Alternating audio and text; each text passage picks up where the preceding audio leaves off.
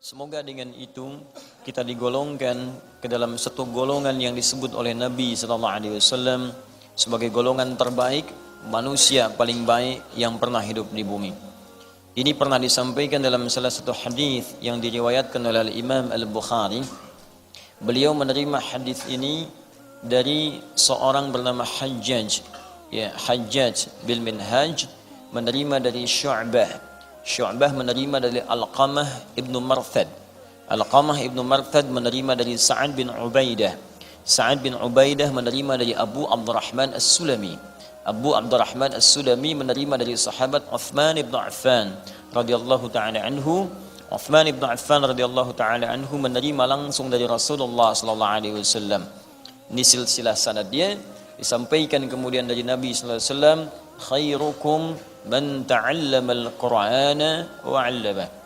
Yang terbaik di antara kalian adalah orang yang bisa belajar kandungan isi Al-Qur'an kemudian dia mampu mengamalkannya.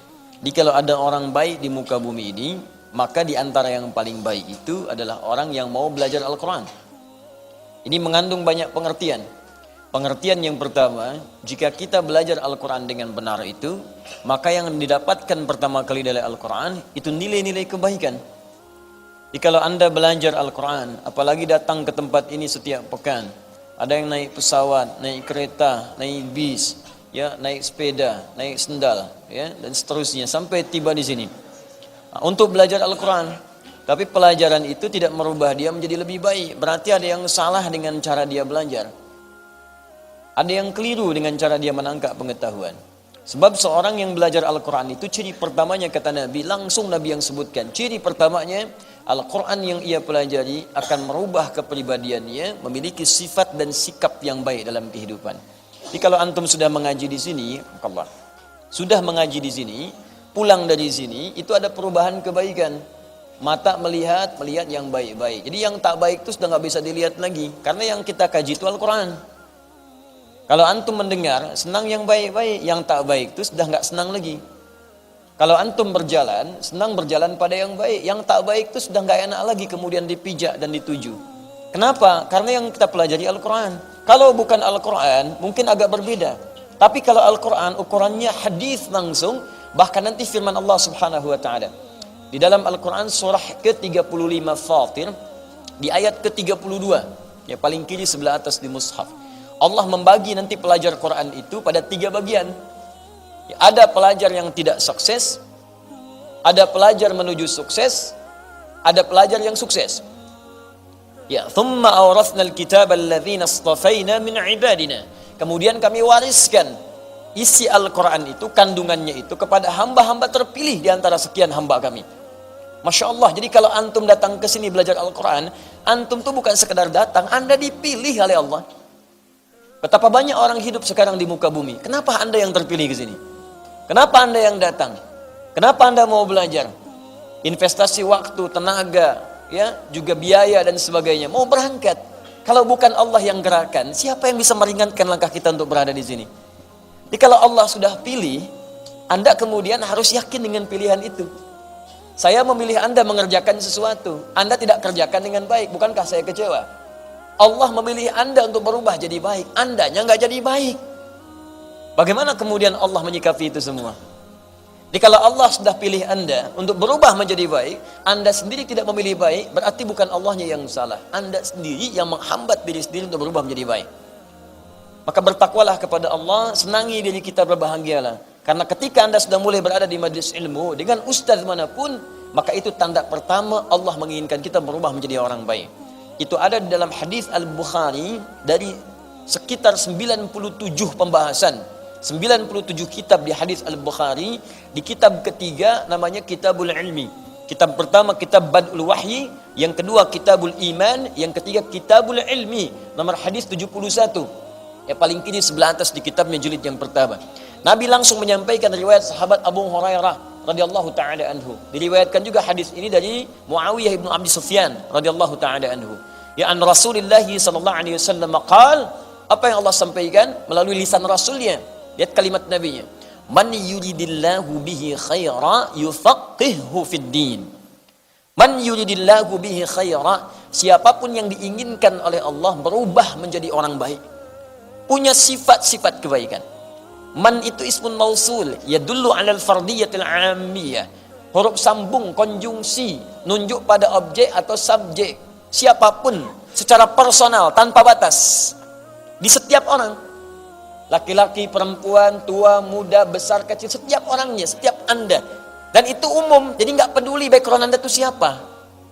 Apakah Anda pernah menjadi seorang penjahit? Apakah penjahat? Apakah pejabat? Apakah orang yang pernah berbuat maksiat? Pernah ada yang menipu? Pernah ada yang riba? Pernah mabuk? Pernah zina? Bahkan pernah membunuh? Kalau Allah sudah inginkan baik, jadi baik tuh. Contoh paling gampang di jahiliyah, kan komplit di situ. Penipu ada, pembunuh lengkap, pembegal ada semua. Jadi kalau ada yang sekarang penipu, pembunuh, pembegal, telat sebetulnya. Karena sudah keduluan. Cuman yang paling aneh, mereka itu taubat dan membawa pesan taubat dalam kehidupan. Jadi kalau orang modern sekarang nggak taubat, keterlaluan. Orang yang disebut jahiliyah mau taubat, berubah jadi baik. Duduk di majlis Nabi diinginkan baik. Kita mewarisi ta'lim Nabi, kenapa tidak merubah kita menjadi lebih baik? Di kalimat Allahnya indah, kalau bahasa kita begini, saya tidak peduli, seburuk apapun engkau dalam pandangan manusia, sejahat apapun keburukan yang pernah engkau lakukan, kata Allah, ketika Anda diinginkan oleh Allah menjadi baik, maka Anda akan jadi baik. Apa ciri pertamanya? Yufaqihu fiddin. Maka dia akan dibimbing, dilembutkan hatinya, diringankan langkahnya untuk mau datang ke majlis ilmu, memahami tuntunan dari syariat ad-din. Sampai paham. Bukan sekadar duduk. Kalau kalimatnya fiqh itu paham, mengerti. Jadi memang ini fokus, berniat benar untuk belajar. Bukan sekadar duduk, ngamat kiri kanan, begitu berlangsung ambil sendal orang misalnya. Dia betul-betul fokus ingin belajar. Dia siapkan dirinya. Itu kata Nabi, itu orang yang pertama kali disebut langsung oleh lisan Nabi, ini orang diinginkan baik menurut Allah. Saya sering katakan kalau orang Bekasi bilang Anda baik, jangan dulu senang. Karena orang Makassar belum tentu kenal Anda. Se-Jawa menyebut Anda baik, Sumatera belum tentu lihat Anda. Se-Asia menyebut Anda baik, orang Afrika pun mimpi nggak pernah lihat Anda. Tapi kalau Allah katakan Anda orang baik, maka semuka langit dan bumi mengatakan Anda yang terbaik. Dan Anda pulang dengan status yang terbaik di hadapan Allah Subhanahu wa ta'ala. Nah, hanya nanti orang yang belajar Al-Quran ini terbagi 3 bagian. Kata Allah, saya sudah berikan warisan, cuman warisannya nggak dipakai. Sama seperti begini, ada orang nerima warisan sekarang, banyak dapatkan, 1 miliar tiap orang. Apakah kemudian 3 orang yang mendapatkan, misal 3 orang dapatkan warisan setiap orang 1 miliar. Apakah setiap orang akan menggunakan uang itu dengan cara yang sama? Kadang bisa berbeda. Ada yang bangun madrasah dari uang itu. Ada yang bangun masjid.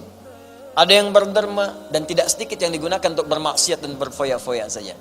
Ada yang mendapat warisan langsung dari Allah berisi kitabullah Al-Quran. Bahkan dia bisa datang ke majlis ini untuk belajar Al-Quran. Cuma sayang nanti ada 3 golongan terbagi dari orang itu. 1, wa minhum zalimun li nafsi. Ada orang yang zalim pada dirinya. Sudah Allah inginkan baik, dia mempertahankan keburukannya. Bahkan dia gunakan ayat-ayat Quran itu untuk berbuat maksiat. Di golongan pertama, hati-hati. Hati-hati ya. Bahkan nanti di majlis ilmu itu ada yang mengutip ayat-ayat Allah, bahkan untuk bertentangan dengan hukum-hukum Allah. Semua agama adalah sama, menuju Tuhan yang sama. Cuman caranya beda-beda. Dipotonglah kemudian ayat-ayat Quran. Quran surat sekian, ayat sekian. Tidak dilengkapi, dipotong sebagiannya jadikan dalil. Hati-hati, ada yang begitu. Awas, karena Al-Quran sudah menyebutkan 15 abad yang lalu. Quran surah kedua Al-Baqarah ayat 204 ya, sampai dengan 206, paling kiri sebelah atas di mushaf. Wa minan nasi may yu'jibuka qawluhu fil hayatid dunya wa yushhidullaha ala ma fi qalbi wa huwa aladdul khisam. Di antara sebagian manusia, ada di antara mereka orang-orang yang kalau bicara itu kata-katanya begitu menarik.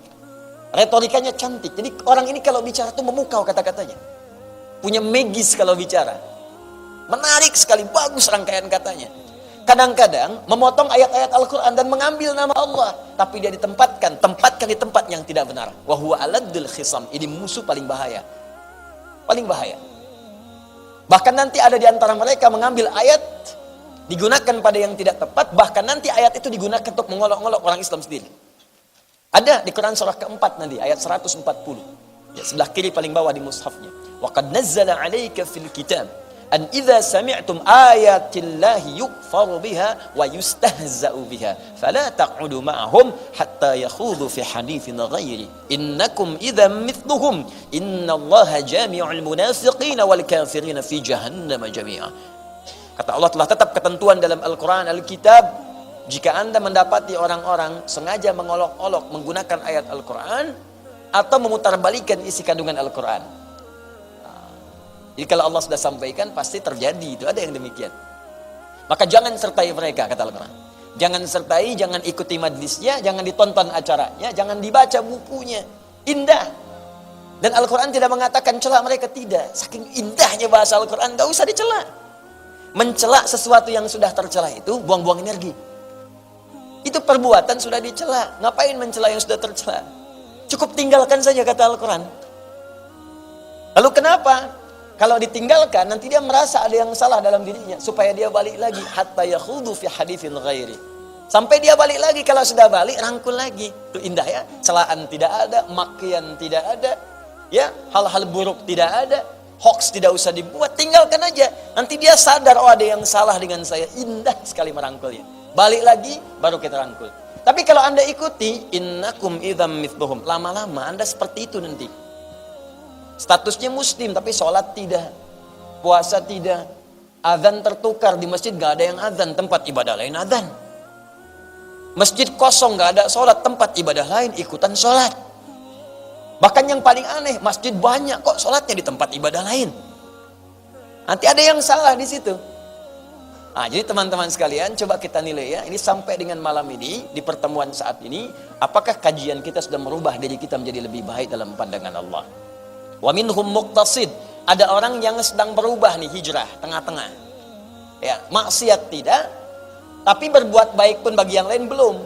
Baru paket hemat untuk pribadinya. Ya, ini kalau baca Quran mojok-mojok dekat tiang, ulang-ulang. Bah, silahkan Ustadz jadi imam. Saya belum Ustadz. Masih mengulang dulu, malu nanti. Padahal sudah hafid 30 juz.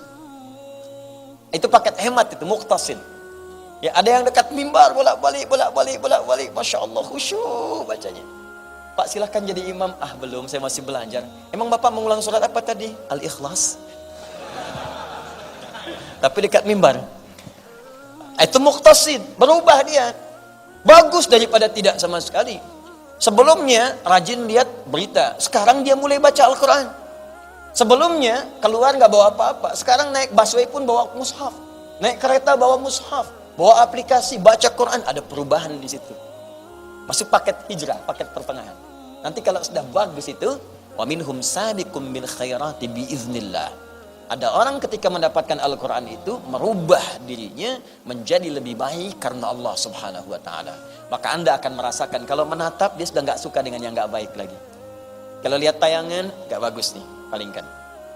Mendengar sedang gak enak dengan topik-topik yang maksiat. Begitu dia dengar gak bagus nih, palingkan. Ah, itulah yang berhasil itu. Itu yang paling bagus. Jadi kalau Anda ikut ta'lim Al-Quran seperti itu, sampai di situ, maka berbahagialah. Artinya, kita sudah masuk dalam wilayah yang dicintai oleh Allah Subhanahu wa ta'ala. Tinggal dipertahankan sampai wafat menghadap Allah. Dan itu yang tidak mudah nanti.